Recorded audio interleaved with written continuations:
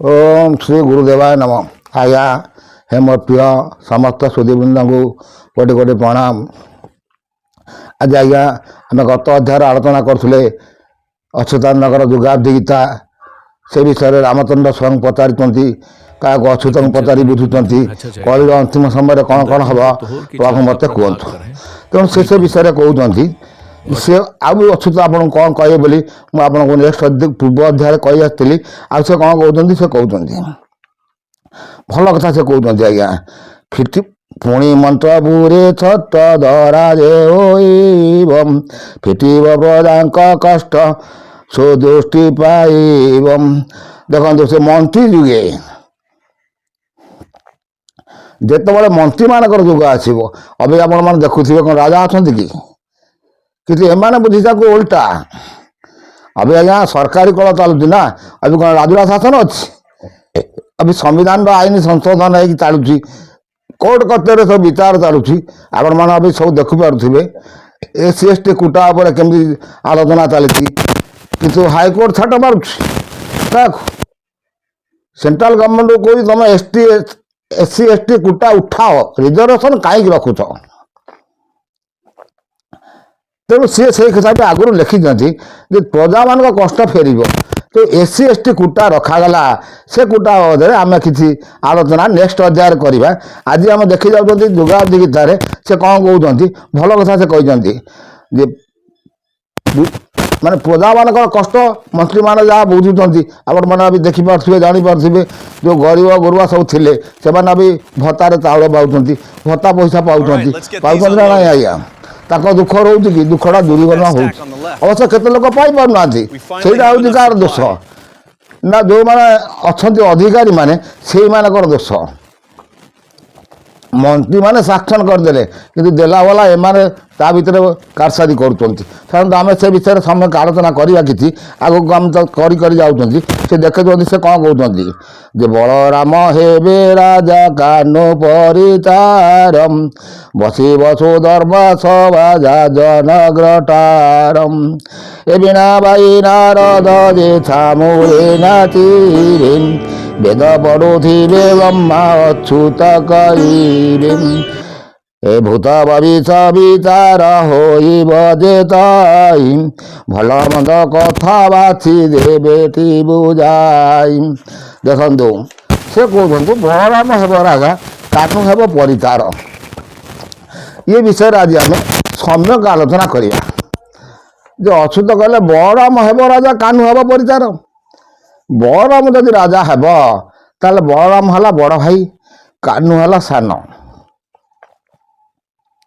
एक कथा तो आम जदि अवतारवाद को विश्वास करू ताले ए विषय आम सम्यक आलोचना करवा। आपण मैंने धीर मन आए शुणुवे तार सबकि जानीपारे कौन आज्ञा ना मुझे अवतार भितर कही आसी सत्य जुगर शेष नृसिंह अवतार हेले क्या मारे ना मूर आउ दारू से बाप कौन थे बाप थे कृष्ण बल्लभ माँ थे भगवती माँ भगवती जन्म मुझे कही आसी सी होती अग्निशंभुता। तेणु मुरासुर जिते अति दुरात्मा कला ब्रह्मा से मुरासुर हूँ ब्रह्मांकर पुआ ताकू निहत करने स्वयं ब्रह्मा यज्ञ करी क्या यज्ञ कले क्या कथार यज्ञ कले ना निराकार विष्णु कथार से यज्ञ करी माँ को जन्म कराइले आगे माँ आसिले सीना पुआ आसो माँ न आइले पुआ केमती आसो। तेणु आम ए कथा कौट प्रमाण पाँच ना गीतार दिवाउर पर हरि अभाल लोचन शंभुर भगवान बाजरायण अचत बदन ब्रह्मा दिवाउर पर हरि अभाल लोचन शंभुर भगवान बाजरायण चारिटा मुखर वेद ब्रह्मा दिवाउर पर हरि। देखो आमर जो कथाकार मैंने लिखिं शंख चक्र गदा पद्म धरुंच किए ना नारायण को आम पूजा करूँ सी जो जन्म हो मर्त्यमंडल को आसवे दुईटा हाथ तेणु से गीता लिखा अच्छी दुबाउर पर हरि अभाल लोचन शंभुर भगवान बाजरायण अभाल लोचन अ को भाल पटे लिखिकी सी हूँ भगवान बाजरायण। तेणु ये दिशक्तिर मिश्र एमाने आसिक जन्म हेबे ଏ ଦୁଇ ଶକ୍ତିର ଶେଷନାଗ ଆଉ ଅନନ୍ତ ନାଗଙ୍କର ମିଶ୍ରଣରେ ଯିଏ କଳ୍କି ପୁରୁଷ ଆସିବ ସେ ଦୁଇ ଅଂଶର ନାଗ ଅଂଶ ନେଇକି ଆସିବ।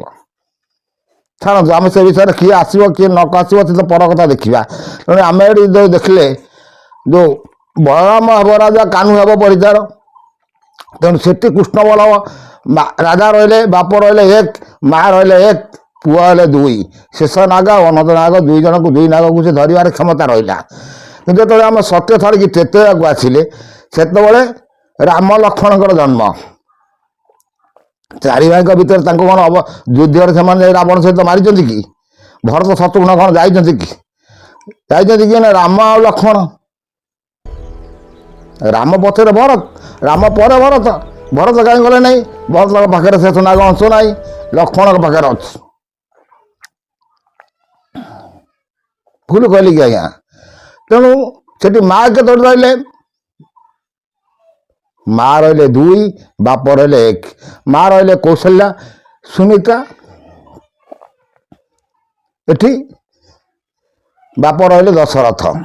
ତାଙ୍କର ଜନ୍ମ, ତାଙ୍କ ରାମ ଜନ୍ମ ଉପରେ ମୁଁ ମୋର ଏଇ ଚ୍ୟାନେଲ ମାଧ୍ୟମରେ ବହୁତ କିଛି କଥା କହିଛି। ତେଣୁ ଆପଣମାନେ ସବୁ ଦେଖିପାରିବେ, ଜାଣିପାରିବେ। ସେଠୁ ଆସିଲେ ଆମେ ଦ୍ୱାପର ଯୁଗକୁ, କୃଷ୍ଣ ଆଉ ବଳରାମ। ମା କେତୋଟି, ବାପ କେତୋଟି? ଭାଗବତରେ ଦୁନିଆ କଥା ଲେଖିଛନ୍ତି। ଦେଖନ୍ତୁ ଆଜ୍ଞା, କୌଣସି ପୁରାଣ କଥାକୁ ମୁଁ ଆଲୋଚନା କରିବିନି, କାରଣ ମୋ ନିଜସ୍ୱ ମନୋବୃତ୍ତିର ମତ ମୁଁ ଦେବି। ପରେ ବହୁତ ଗବେଷଣା କଲା ପରେ ଯାଇ ମୁଁ ଏ ଚ୍ୟାନେଲ କରିକି ସଠିକ୍ ତଥ୍ୟ ଦେବା ପାଇଁ କେବଳ ଖାଲି କରିଛି। ସେଠି ବାପ ରହିଲେ ବସୁଦେବ, ମା ରହିଲେ ରୋହିଣୀ ଆଉ ଦେବକୀ। ଦେବକୀ ଗର୍ଭରୁ କୃଷ୍ଣଙ୍କର ଜନ୍ମ, ରୋହିଣୀ ଗର୍ଭରୁ ବଳରାମଙ୍କ ଜନ୍ମ। ତେଣୁ ମା ରହିଲେ ଦୁଇ, ବାପ ରହିଲେ ଏକ। ପୁଣି ତାପରେ ଏଠି ଅଛି କଳିର ଅନ୍ତିମ ସମୟରେ ତ ସେ ଜନ୍ମ ହେବେ, ଯଦି ଅଚ୍ୟୁତଙ୍କ କଥା ସତ୍ୟ ବୋଲି ପ୍ରମାଣିତ ହୁଏ। ବଳରାମ ରାଜା ହେବେ, କାହ୍ନୁ ପରିଚାର ହେବ। ତେଣୁ ବଳରାମ ବଡ଼, ବଳରାମ ଆଉ କାହ୍ନୁଙ୍କର ମା କେତୋଟି ହେବେ? ବଳରାମ ଯାହା ଗର୍ଭରୁ ଆସିବ, କାହ୍ନୁ ତା ଗର୍ଭରୁ ଆସିବନି। ଏଠି ଗୋଟେ ପ୍ରଶ୍ନବାଚୀର ପ୍ରଶ୍ନ, ଆପଣମାନେ ବିଚାର କରି ଦେଖିବେ। ତେଣୁ ମା ରହିବେ ଦୁଇ, ବାପ ରହିବ ଏକ। ଭୁଲ କହିଲି କି ଆଜ୍ଞା? ଆପଣ ପିଢ଼ି କି ପିଢ଼ି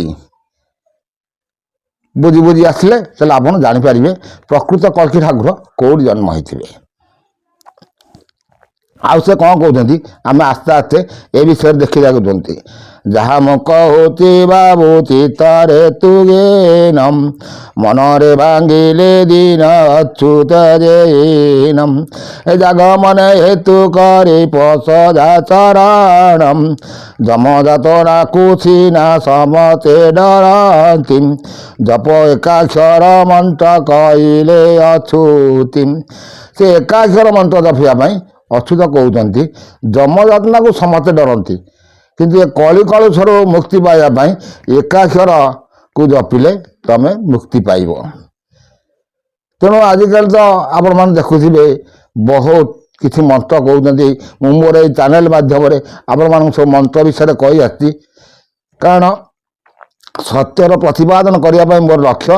ତେଣୁ ସତ୍ୟ ଯୁଗ ଆରମ୍ଭ ଆସୁଛି, ଆଗକୁ ଆସୁଛି, ଆଉ ନିଶ୍ଚିତ ସତ୍ୟ ପ୍ରତିଷ୍ଠା ହେବ। ସତ୍ୟ ସନାତନ ଧର୍ମ ହିଁ ରହିବ। ଯେଉଁମାନେ ଆଜି ହିନ୍ଦୁ ଧର୍ମକୁ ଆକ୍ଷେପ କରିକି ବହୁତ କିଛି ଚ୍ୟାନେଲ ବାଲା ବହୁତ କିଛି ବାହାର କରୁଛନ୍ତି, କିନ୍ତୁ ସବୁ କିଛି ଜାଣିନାହାନ୍ତି ଆଜ୍ଞା। ଧର୍ମ କ'ଣ, ଧର୍ମ ବିଷୟରେ ଜ୍ଞାନ ନଥିବ, କିନ୍ତୁ ଧର୍ମର ଆଲୋଚନା ବହୁତ। ଆମେ ଏମକେ ଧର୍ମ ହିନ୍ଦୁ, ହିନ୍ଦୁମାନେ ଯେଉଁମାନେ କହୁଛନ୍ତି ଆଜି କଲର ଡେକିକି ଆମେ ହିନ୍ଦୁ, ଆରେ ତମେ ଯଦି ହିନ୍ଦୁ, ତୁମ ଘରେ ଯେଉଁ ଗୋମାତାକୁ ପୋଷୁଛ ତାକୁ କାହିଁକି କଞ୍ଚେଇକି ବିକି ଦେଉଛ? ତମରା ହିନ୍ଦୁ? ହିନ୍ଦୁର ଶବ୍ଦର ଅର୍ଥ କ'ଣ ଆଜ୍ଞା? ହିନ୍ଦ ଧାତୁରୁ ଆସିଛି ହିନ୍ଦୁ ଧର୍ମ। ପରମ କାହାକୁ ଆଜ୍ଞା ହିଂସା କରିବେ ନାହିଁ, ସେ ହେଉଛି ହିନ୍ଦୁ ଧର୍ମର ମୂଳ ଲକ୍ଷ୍ୟ। ସେ ହେଉଛି ସନାତନ ଧର୍ମରୁ ଆନିତ ହିନ୍ଦୁ ଧର୍ମ। ତେଣୁ ଏ ଧର୍ମ ଉପରେ ମୁଁ ନେକ୍ସଟ ଆଲୋଚନା କରିବି। ଆପଣ ଯେଉଁ ବଳରାମ ରାଜା ହେବ, କାହ୍ନୁ ହେବ ପରିଚାର, ସୁଧର୍ମା ବସିବ, ସୁଧର୍ମା ସଭା ବସିବ ଯାଦନଗରର, ସେ ବିଷୟରେ ଆଲୋଚନା କଲି। ଆପଣମାନଙ୍କୁ କ'ଣ ଲାଗିଲା, କ'ଣ କଲା, ଆପଣ କମେଣ୍ଟ ମାଧ୍ୟମରେ ଲେଖିଲେ ଯାଇ ହେବ। ମୁଁ ଆପଣମାନଙ୍କୁ ପୁଣି ଏତିକୁ ରହିଲି, ନେକ୍ସଟ ଅଧ୍ୟାୟରେ କିଛି କହିବା। ଏତିକୁ ରହୁଛି ଆଜ୍ଞା, କୋଟି କୋଟି ନମସ୍କାର। ଏଇ ଚ୍ୟାନେଲକୁ ଲାଇକ୍, ସବସ୍କ୍ରାଇବ୍ ଆଉ शेयर କରନ୍ତୁ। अपना को मु आशीर्वाद देवी।